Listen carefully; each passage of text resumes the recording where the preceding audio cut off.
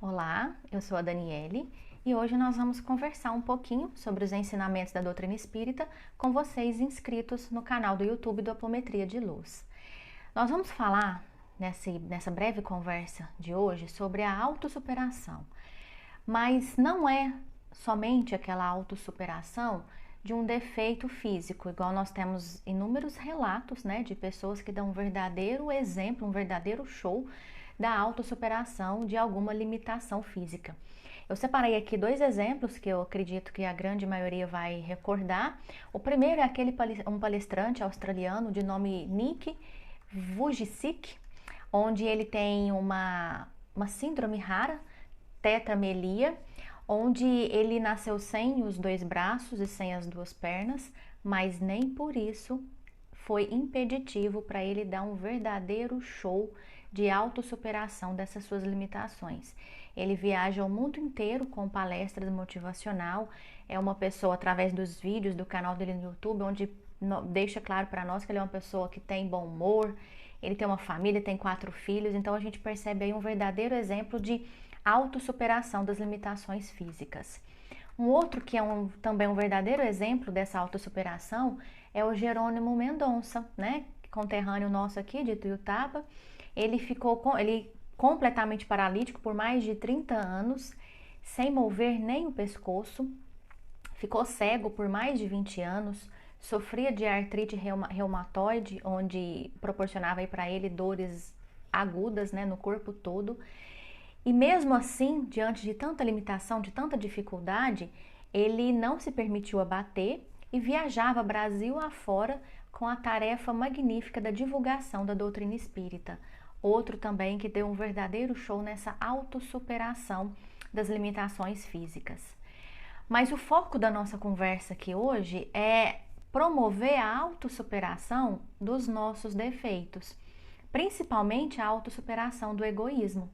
Porque quando nós permitimos, nós nos deixamos ser dominados por essa chaga na nossa conduta, que é o egoísmo, nós nos tornamos nós assumimos aquela postura de vítima ou a postura de terceirizar a responsabilidade das nossas falhas, dos nossos equívocos. Ou a gente tem aquele tipo de pensamento, ou até mesmo a conversa, falamos assim, nossa, mas não, isso aqui é culpa do destino, é o karma, é culpa do meu pai, é culpa do meu chefe que não me deu as ferramentas adequadas para lidar com essa situação, é culpa do meu filho que cobra demais. Nós assumimos esse comportamento de vítima e de terceirizar a nossa responsabilidade quando nós deixamos o egoísmo tomar conta do nosso comportamento. Então, a nossa conversa é sobre esse tipo de autossuperação. A Joana de Ângeles, num livro dela que chama Rejubila-te em Deus, ela comenta que o egoísmo ele é o filho espúrio do atraso moral da criatura humana.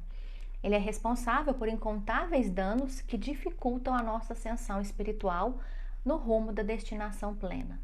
O que a Joana de Ângeles quer dizer com isso? Que graças ao egoísmo, nós estamos atrasando a nossa evolução, porque ele produz em nós perturbações, certos desequilíbrios que poderiam ser evitados se nós tivéssemos pautado a nossa escolha, pautado o uso do nosso livre-arbítrio, não motivados pelo egoísmo. E o egoísmo também, ele atrasa, ele dificulta o espalhar das generosidades e das gentilezas no mundo. Porque quanto mais pessoas egoístas olhando para o seu próprio problema, nos impede de olhar para o problema do próximo. Mas se tem uma coisa boa que nós estamos observando nesses últimos tempos, é que estão espalhando muitas generosidades e gentilezas pelo mundo todo, não é verdade? E isso já é sinal de progresso, já é sinal de que nós estamos tendo a condição, a capacidade de tirar o foco de nós, nem que seja por um pouquinho, e prestar atenção no outro, naquele irmão que está combalido, naquele irmão que está com algum tipo de sofrimento, Quando a gente deixa o egoísmo conduzir as nossas escolhas, conduzir o uso do nosso livre-arbítrio, isso nos torna pessoas mais instáveis, pessoas inseguras emocionalmente, favorece as intrigas, os ciúmes, nos impede de ver algo além dos nossos problemas, de ver as belezas que nos cercam e também nos induzem a relacionamentos tóxicos, a relacionamentos doentios, porque nós vamos atrair pessoas que estão vibrando na mesma sintonia que a nossa. Se eu sou uma pessoa que está vibrando com egoísmo, uma pessoa autocentrada que só olha para os seus problemas, eu vou atrair pessoas na mesma condição e grandes chances há de que eu me envolva aí num relacionamento com uma pessoa igual a mim, que não vai ter tempo para prestar atenção em nós, e aí nós nos tornamos pessoas até, vou utilizar o termo aqui, frustradas, né? Porque nós vamos com uma expectativa muito alta para um relacionamento, nós não somos atendidos naquela expectativa e gera aí uma frustração. E quando nós estamos ainda com uma taxa de orgulho considerável, nós não nos permitimos ver as belezas do mundo, nós não contemplamos as belezas aos quais nós estamos sendo estimulados a todo momento. E embora nós já sejamos pessoas, graças a Deus, portadoras de boas intenções, de bons propósitos, quando o egoísmo ainda domina, nós nos armamos contra os outros. Qualquer pessoa que se acerca de nós, que se aproxima de nós, nós enxergamos eles como competidores, como adversários ou como alguém que está ali pelo simples fato de vigiar o nosso comportamento. E aí nós nos privamos de abrir para novos relacionamentos. Nós nos impedimos do desenvolvimento intelectual e do desenvolvimento moral também. Porque se eu não me abro para novos relacionamentos, para novas amizades, para novas sintonias positivas, eu não tenho que prestar atenção na outra pessoa, logo eu não tenho que identificar nela ali comportamentos, meios de lidar com aquela pessoa, e aí o nosso sentimento vai ficando petrificado, porque eu não me permito novos relacionamentos, novas pessoas com pensamento diferente, onde eu vou ali precisar desenvolver uma certa paciência, uma certa indulgência. Percebe o tanto que o egoísmo ele é uma verdadeira chaga que nos adoece? Não é à toa que no Evangelho fala que o egoísmo acompanhado do orgulho são as principais chagas da humanidade, e é a mais pura verdade, né? E a Joana de Ângeles, ela ainda fala, eu achei muito interessante essa fala dela, até parece que ela estava adivinhando o cenário em que nós estamos vivendo ultimamente, onde ela diz que o egoísmo individual, ele fomenta o de natureza coletiva, abrindo espaço para os graves e infelizes condutas preconceituosas, por considerar tudo quanto não é resultado do seu labor como sendo de natureza inferior. E aí proliferam as aversões a etnias, a religiões, a partidos políticos, a filosofias, a comportamentos sexuais e tantos outros que são diferentes do nosso, responsáveis por calamidades morais inomináveis. Tudo isso que nós estamos presenciando nessas últimas semanas, vou citar aqui aquele caso lá nos Estados Unidos do George Floyd, né, onde ele negro foi asfixiado por um policial branco e gerou essa onda de manifestações com pessoas no mundo inteiro, com pessoas portando cartazes, né, escrito Black Lives Matter, vidas negras importam. Meus irmãos, olha o tanto que essa situação ela é grave. Em pleno século XXI, nós precisamos, né, sair às ruas com cartazes escritos que as vidas importam. Percebe que se as nossas escolhas não viessem sendo pautadas pelo egoísmo ao longo da nossa história, nós hoje já não teríamos mais essa necessidade. Olha o tanto que isso é grave. Todo tipo de vida importa. A vida do negro, a vida do branco, a vida da criança, a vida do idoso, a vida do feto que está em desenvolvimento, a daquele que está acamado em estado vegetativo e que às vezes nós pensamos em levar até ele o recurso da eutanásia. Todo tipo de vida importa. Se eu quero modificar essa sociedade em que nós estamos inseridos, para que esses eventos, esses episódios se tornem o mais escasso possível, nós precisamos prestar atenção no tipo de exemplo que nós estamos deixando para os outros e quais são as nossas atitudes. Nós sabemos que o ser humano ele não nasce preconceituoso, ele se torna preconceituoso por conta de exemplos que ele vê, de estímulos ao qual ele é colocado. Se a gente coloca duas crianças brincando, uma criança branca e uma criança negra, eles interagem entre si na maior normalidade. Eles não enxergam a diferença no tom de pele. Por que então que se torna adulto preconceituoso, adulto com atitudes com posicionamento racista? Porque ele viu alguém cometer esse tipo de equívoco, ele presenciou alguém tratando o outro com essa diferença. Percebe aí que nós temos nas nossas mãos também meios de modificar isso através dos exemplos que nós estamos deixando para essas novas gerações. Esse cenário, né, desse egoísmo, ele começa a modificar em nós. Primeiro ele começa em nós, no pequeno, para depois ele se estender para um todo. E verdadeiramente vai começar a mudar quando nós despertarmos para a realidade que nós somos espíritos imortais. Daí, quando a gente entender de fato, assimilar e colocar em prática essa realidade, nós vamos nos esforçar com muito mais empenho e dedicação para diminuir esses miasmas doentios que nós ainda possuímos e vamos começar a trabalhar nessa nossa autossuperação. Quando eu fiz essa colocação aqui de que primeiro nós precisamos entender a nossa realidade de espíritos imortais que nós somos, porque quando nós passamos a entender que nós somos espíritos imortais, as coisas da matéria, que nós dedicamos muita preocupação, passa a não ter tanta importância para nós. E isso vai acontecendo à medida que nós vamos adquirindo maturidade que vem acompanhado da experiência. Eu vou dar um exemplo bobo aqui, mas que facilita o entendimento dessa colocação. Quando eu era adolescente, eu não saía de casa com o meu cabelo natural. Hoje vocês estão vendo aqui, né? Meu cabelo ele tá liso, trabalhado na prancha, mas graças a Deus eu sempre tive muito cabelo e ele era muito encaracolado e ele gerava ali um volume, né, que eu não gostava. Até porque no tempo de adolescente, há 15, 20 anos atrás, as meninas não eram empoderadas para assumir os cabelos cacheados igual a gente vê hoje, né? Várias mídias, várias propagandas aí incentivando a assumir os cabelos cacheados. E o volume do meu cabelo era algo que me incomodava muito. E eu dedicava uma atenção desnecessária, aquilo ali me causava uma preocupação tão grande que à medida que eu vim envelhecendo, adquirindo maturidade, eu percebo tanto que eu dediquei uma preocupação que não tinha a menor necessidade para isso.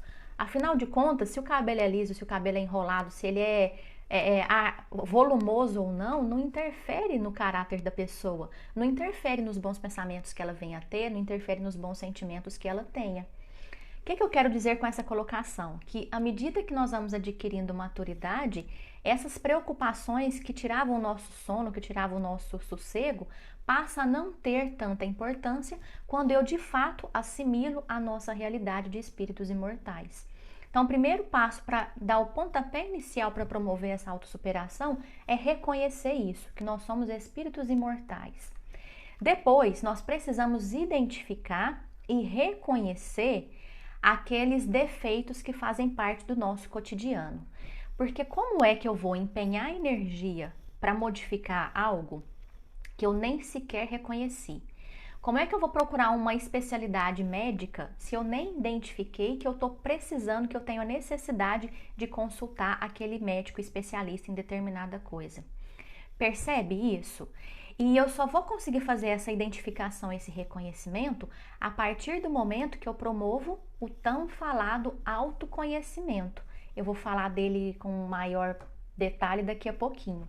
Então, precisamos primeiramente reconhecer a nossa realidade de espíritos imortais que somos, identificar e reconhecer em nós os defeitos, aqui nós estamos falando especificamente do egoísmo, e não é falha, não indica pequenez da nossa parte o reconhecimento dos nossos pontos de melhoria.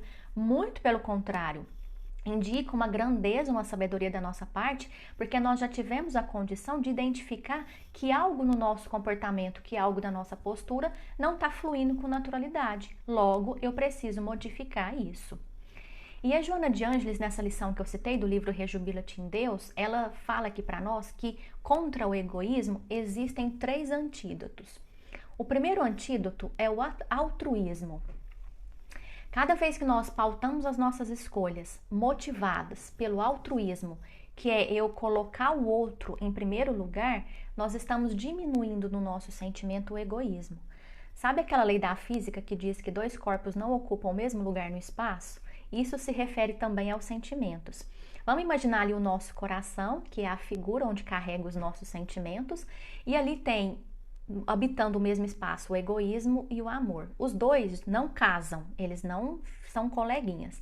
Cada vez então que eu aumento o amor, o egoísmo, consequentemente, ele está murchando. E quando eu tomo as decisões pautadas no altruísmo, eu estou aumentando, eu estou dando fermento para o amor e estou mitigando ali o egoísmo. Hoje de manhã eu li uma notícia, se eu não me engano estava no site do G1, onde fala na matéria que durante essa pandemia 71% das famílias brasileiras tiveram a sua renda familiar impactada pela crise ocasionada por essa pandemia. Essas 71 famílias que tiveram esse impacto, meus irmãos, eu tenho certeza que, infelizmente, grande parte está vivendo ali num dilema, porque o dinheiro está escasso, e ela está tendo que escolher qual conta ela vai pagar primeiro. Hoje eu tenho condição de pagar a energia, então eu pago, mas amanhã eu tenho que dar prioridade para alimentação.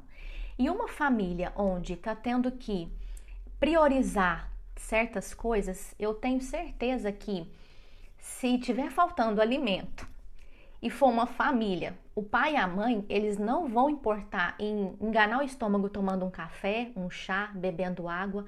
Eles vão dormir com fome, mas eles não deixam os filhos dormirem com fome. O que é isso? Senão o altruísmo falando mais alto. Se essa decisão fosse pautada pelo egoísmo, ele ia encher a barriga, os outros ali, os meninos iam chorar, iam lamentar que estava com fome, não ia fazer a menor diferença. Com isso, nós entendemos que nós, seres humanos, habitantes do planeta Terra, um mundo de prova e expiação ainda, nós já temos condição de ir diminuindo o egoísmo no nosso comportamento e dando valor ao amor, através dessas escolhas pautadas pelo altruísmo. O segundo antídoto contra o egoísmo, conforme a Joana de Ângeles, é a aspiração pelo bom. É desejar tudo que é benéfico. É desejar, é aspirar, é ir atrás de tudo que promove o bem.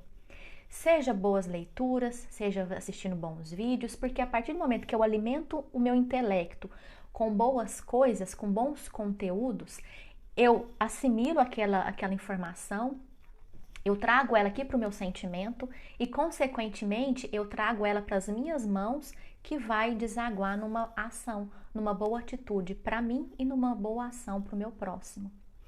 E o terceiro antídoto contra o egoísmo é o amor em toda a sua plenitude. É experienciar o amor na condição em que nós temos, em que nós estamos, na verdade. Se eu entendo que o amor é o estender a mão para o outro, que assim seja. Se eu entender que o amor é eu colocar os meus ouvidos à disposição para ouvir o desabafo de alguém, eu estou fazendo o máximo que eu tenho condição. Que assim seja, que assim nós nos esforcemos para fazer. Olha que interessante essas reflexões, não é verdade? E aí, para a gente promover de fato a nossa autossuperação, existem 6 pontos que nós precisamos nos esforçar para começar a fazer desde já. Primeiro é ter pequenos hábitos mentais em torno de reflexão e buscar pensamentos edificantes. Ao longo do nosso dia, se a gente for analisar o teor dos nossos pensamentos, nós não vamos conseguir todas as horas do dia em que nós estamos acordados pensar somente coisas boas. Mas nós precisamos começar a vigiar o teor dos nossos pensamentos. Estou aqui de bobeira, de repente vem um pensamento nada a ver, é eu procurar eliminar ele, substituindo por um pensamento positivo. E aqui também cabe, meus irmãos, aquele conselho que o Santo Agostinho nos deu, né? Lá na questão 919 do Livro dos Espíritos, quando ele comenta na resposta que fazei o que eu fazia enquanto eu estava vivo. Ao dormir, passar um filme, lembrar ali de tudo aquilo que eu fiz ao longo do dia e identificar o que eu fiz de positivo e identificar o que eu fiz de não tão positivo assim, para que no dia seguinte eu não repita aquilo que não foi positivo do dia anterior. Fazendo isso, nós estamos promovendo o autoconhecimento, que é um dos pontos para promover essa autossuperação em relação ao egoísmo, aos nossos defeitos. Percebe que uma coisa está interligada à outra? Quando Santo Agostinho colocou essa lição graças a Allan Kardec nós temos acesso a ela, não foi para encher conteúdo do livro, não. É porque de fato é algo que importa para nossa evolução espiritual. O segundo ponto para promover a autossuperação é o silêncio sem revolta ante acontecimentos que aparentemente ferem o nosso ego. Sabe aquela história, eu não levo desaforo para casa? A gente precisa começar a rever esse conceito aí. Se antes ele nos deixa valentes diante do mundo, será que esse fato de não levar desaforo para casa, ele nos deixa valente diante da espiritualidade? Aqui, né, a Joana de Ângeles nada mais quis dizer que para a gente ficar calado diante de algo que nós não gostamos. Mas o ficar calado é aqui nos lábios, porque nos lábios às vezes é muito fácil manter esse silêncio. A gente dá uma mordidinha ali na língua, coloca uma água até passar vontade de responder. Mas a gente precisa silenciar também aqui, ó, os nossos pensamentos. Muitas das vezes a nossa boca tá ali caladinha, a gente tá com aquela cara, com aquela máscara ali de uma angelitude danada. Mas os pensamentos estão fervilhando. Ai, mas ele vai ter o troco. Ele que me aguarde. A gente está aqui, ó, arquitetando vários planos de vingança maquiavélicas.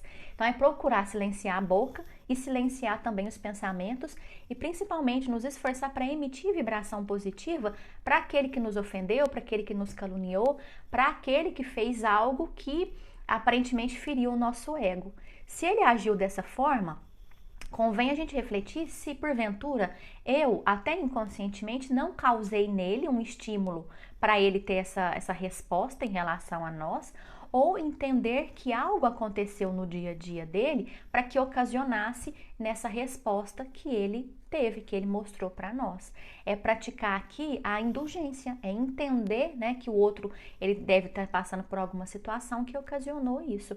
Não justifica da parte dele, mas favorece em nós a prática dessa indulgência.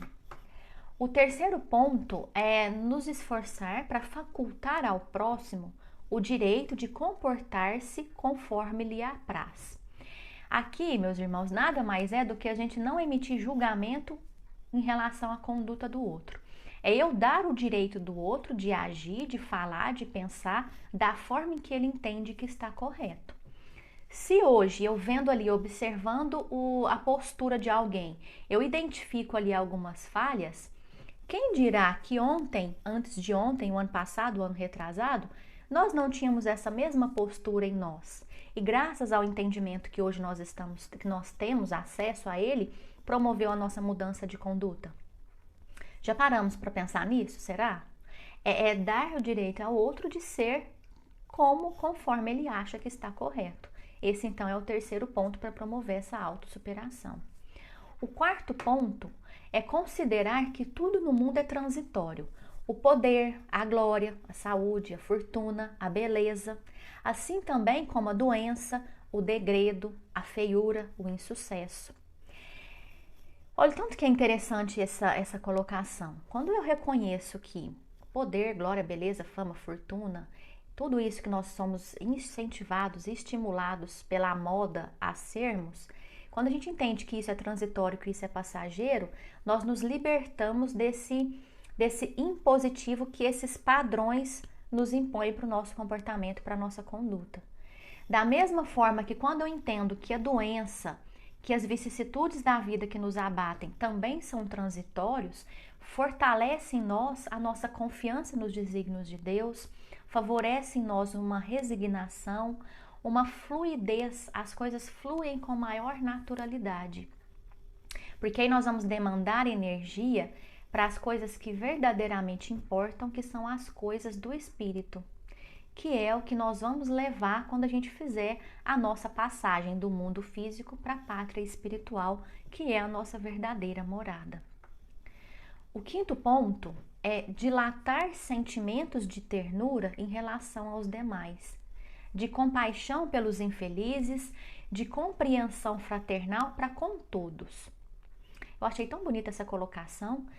Cada vez que nós dilatamos ternura, que nós olhamos para o outro com olhos de compaixão, quando nós compreendemos o outro, nós estamos diminuindo, nós estamos autossuperando o egoísmo em nós.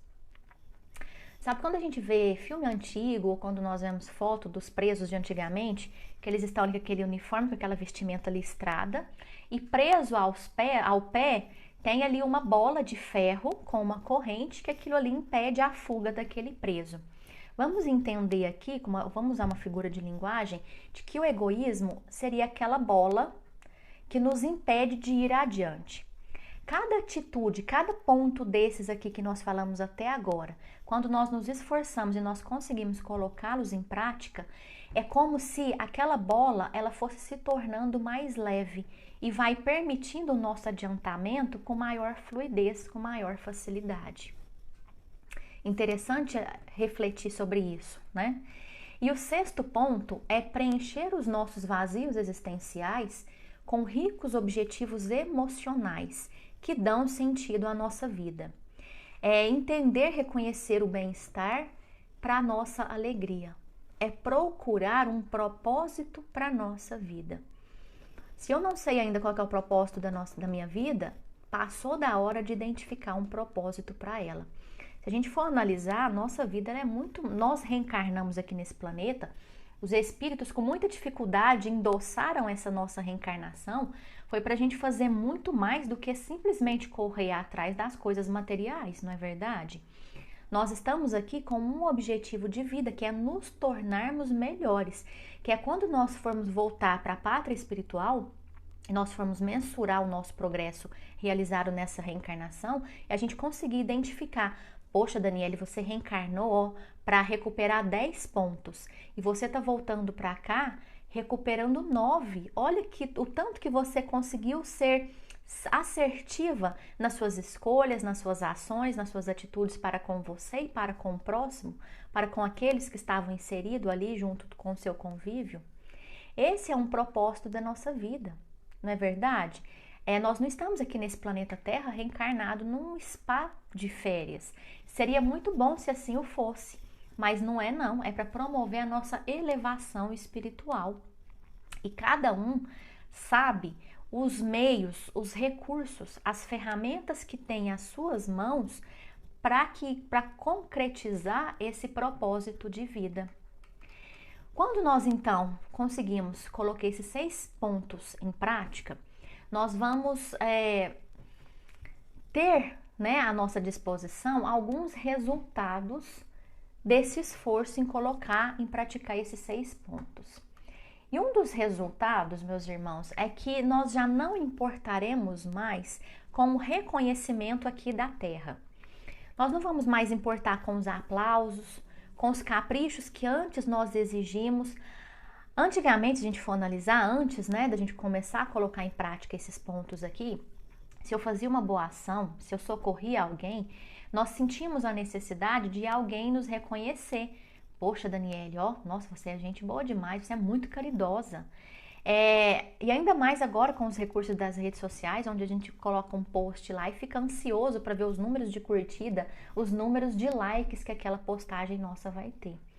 Quando o egoísmo vai diminuindo e nós já estamos trabalhando, promovendo essa autossuperação, esse reconhecimento aqui da Terra, ele se torna indiferente a nós. Tanto é verdade que os espíritos superiores que reencarnaram aqui no nosso planeta, o Chico, o Divaldo, Madre Teresa, Irmã Dulce, Dr. Bezerra e inúmeros outros, será que eles praticavam o bem? Eles levavam consolo, alento para a dor do outro, buscando o reconhecimento do mundo? É claro que não.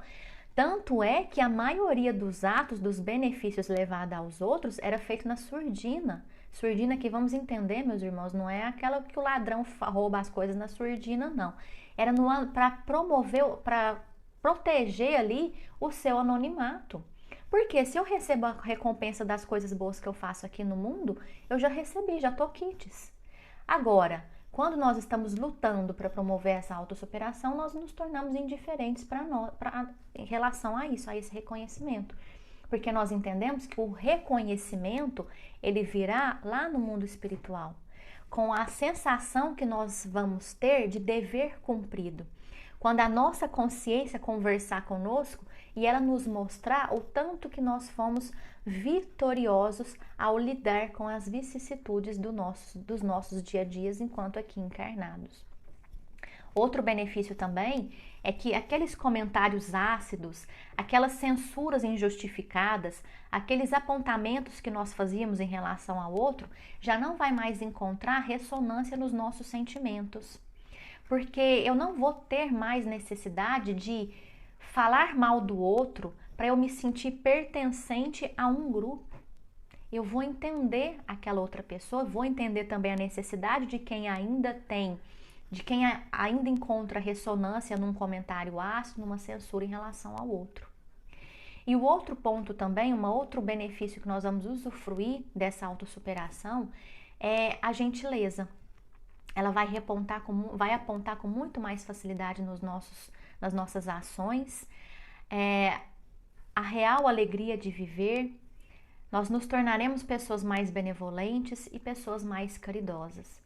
E vamos entender aqui a caridade conforme a resposta que os espíritos superiores deram para Allan Kardec quando ele questionou lá no Livro dos Espíritos qual é o verdadeiro sentido da palavra caridade conforme entendia Jesus.